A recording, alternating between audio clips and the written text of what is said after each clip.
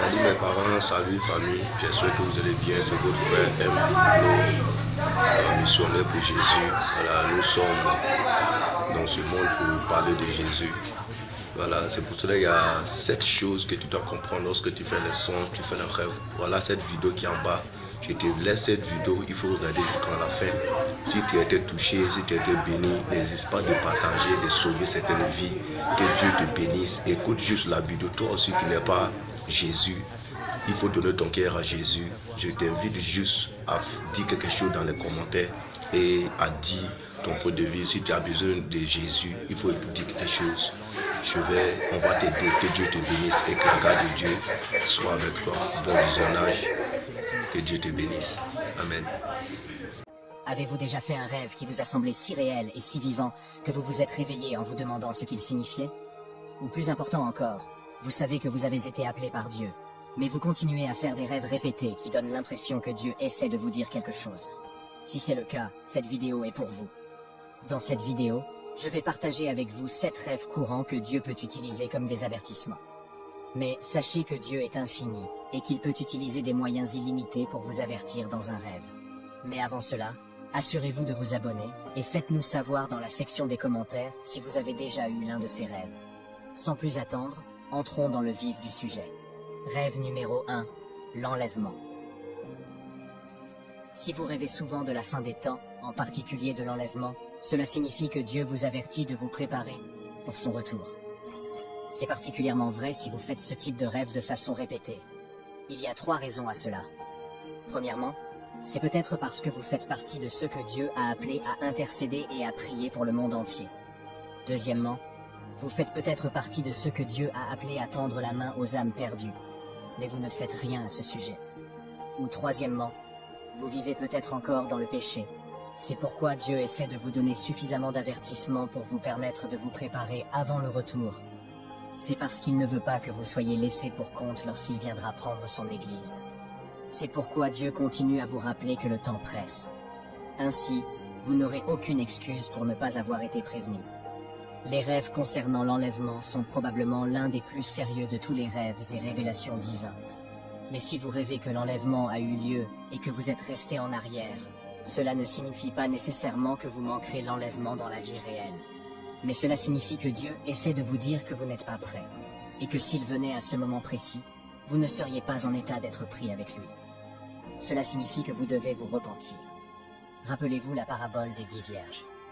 D'autre part, notez qu'être prêt ou préparé pour le retour du Christ ne signifie pas seulement quand il reviendra, quand vous serez encore en vie. Rappelez-vous toujours que si le Christ ne vient pas aujourd'hui, vous pourriez partir. En d'autres termes, vous pourriez quitter ce monde avant son retour. Vous devez donc être prêt à tout moment. La Bible dit que personne ne connaît le jour ni l'heure où le Fils de l'homme viendra. Matthieu chapitre 24, verset 36. Donc, si vous continuez à faire des rêves sur l'enlèvement ou la fin des temps, vous devriez être très prudent. Cela signifie que Dieu vous avertit d'être vigilant et de vous préparer à sa venue. Cela signifie qu'il veut que tu te repentes et que tu vives une vie sainte. Deuxième rêve, perdre sa Bible. Si vous perdez toujours votre Bible dans un rêve, cela signifie que vous trébuchez dans votre marche avec Dieu. Cela signifie que vous jouez avec votre vocation divine ou que vous ne la prenez pas au sérieux. La Bible dit dans Éphésiens chapitre 4, verset 1, que nous devons marcher dignement dans la vocation que Dieu nous a donnée.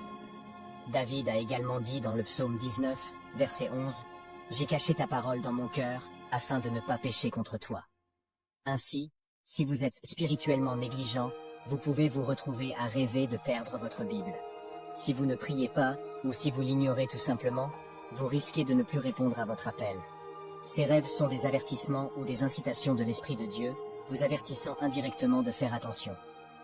Ainsi, si vous rêvez que vous perdez votre Bible, cela signifie que Dieu vous appelle à examiner votre cœur et votre relation avec lui. Troisième rêve, la famine. Une famine dans un rêve indique généralement l'une des 2 choses suivantes, selon le contexte. La rareté de la parole de Dieu, ce qui signifie que vous êtes vide dans la parole de Dieu.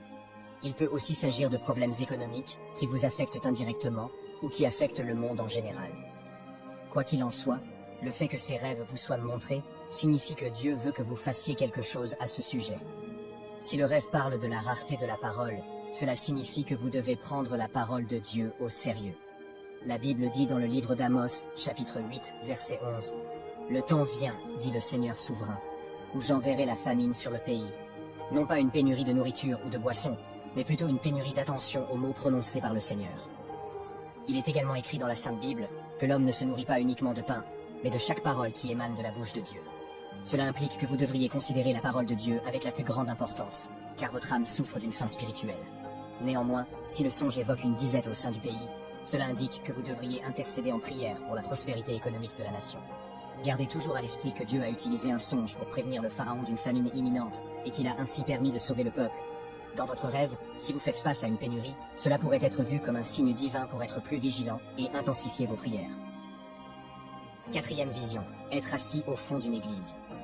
Cet endroit en rêve peut représenter un frein dans votre évolution spirituelle avec le Seigneur. Cela peut aussi suggérer que vous ne réalisez pas le niveau de croissance spirituelle attendu par Dieu. Et cela pourrait indiquer que d'autres progressent spirituellement plus rapidement que vous. La Bible dit que nous devons croître dans la grâce et dans la connaissance de notre Seigneur et Sauveur, Jésus-Christ. 2 Pierre, chapitre 3, verset 18. Elle dit aussi que nous devons nous efforcer d'atteindre le but pour le prix de l'appel élevé de Dieu dans le Christ Jésus. Philippiens, chapitre 3, verset 14. Si vous rêvez de vous asseoir sur le banc arrière de l'Église, cela signifie que Dieu vous met au défi d'aller de l'avant et d'aller vers le haut dans votre marche avec lui. Rêve numéro 5. Incapable de prier ou d'invoquer le nom de Jésus. Il arrive que des personnes fassent des rêves dans lesquels elles veulent vraiment invoquer le nom de Jésus, mais qu'elles aient du mal à le faire. Si vous vous trouvez toujours dans un rêve incapable de prier ou d'invoquer le nom de Jésus, cela signifie que vous manquez de puissance et d'autorité spirituelle. La Bible dit que nul ne peut dire que Jésus est Seigneur, si ce n'est par l'Esprit de Dieu. C'est particulièrement vrai si vous êtes attaqué, mais que vous ne pouvez pas prier ou invoquer le nom de Jésus, ou lorsque vous priez, vous avez l'impression que votre bouche est lourde, encombrée ou fermée. Cela signifie que vous manquez de puissance spirituelle. Pour y remédier, il faut passer plus de temps dans la présence de Dieu. Rêve numéro 6, prêcher, mais sans voix. Si vous êtes un prédicateur de l'Évangile, un ministre ou un évangéliste, et que vous vous retrouvez souvent en train de prêcher sans pouvoir vous entendre, ou que vous vous retrouvez en train de prêcher, mais que les haut-parleurs ou les microphones ne sont pas assez forts, cela signifie que vous êtes appelé, mais que votre appel n'a pas d'impact spirituel. Cela signifie également que vous manquez d'autorité spirituelle. Vous devriez peut-être passer plus de temps dans la prière et dans la présence de Dieu, et demander à Dieu de vous remplir de son esprit et de sa puissance. Si vous continuez à faire cela, vous verrez plus de gens répondre à votre message et donner leur vie au Christ. 7e rêve, être ignoré par un ministre de Dieu. Si vous rêvez que vous essayez de parler à un homme de Dieu, à un ange, ou à toute autre personne représentant l'Évangile, et qu'il semble vous ignorer ou ne pas vous regarder en face, vous pouvez vous attendre à ce qu'il vous écoute et à ce qu'il vous réponde.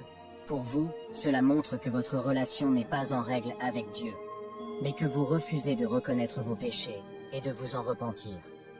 Vous ferez souvent ce type de rêve si vous êtes fier de vous ou orgueilleux. La Bible dit dans Jacques, chapitre 4, verset 6, que Dieu résiste aux orgueilleux, mais qu'il fait grâce aux humbles. Elle dit aussi que si nous confessons nos péchés, il est fidèle et juste pour nous pardonner nos péchés et nous purifier de toute iniquité. Le livre des Proverbes, au chapitre 28, verset 13, enseigne également qu'une personne qui cache ses fautes ne connaîtra pas le succès, tandis que celle qui les reconnaît et les délaisse recevra de la compassion. Il est essentiel de s'abaisser devant le Seigneur et de confesser ses erreurs. Sollicitez de Dieu un cœur repentant et l'assistance pour renoncer à toute arrogance et fausse vertu en vous. Il est important de noter aussi que Dieu peut souvent se servir de l'image d'un serviteur divin pour se manifester, que ce soit dans certains cas ou la plupart du temps. Ainsi, si vous continuez à voir un homme de Dieu dans votre rêve, sachez que c'est Dieu qui vous parle en utilisant son image ou sa forme. Il en va de même si tu vois des personnages bibliques comme Moïse, David ou des anges te parler. Voilà, c'est fait. Merci d'avoir regardé nos vidéos. Si vous aimez nos vidéos, n'hésitez pas à vous abonner à notre canal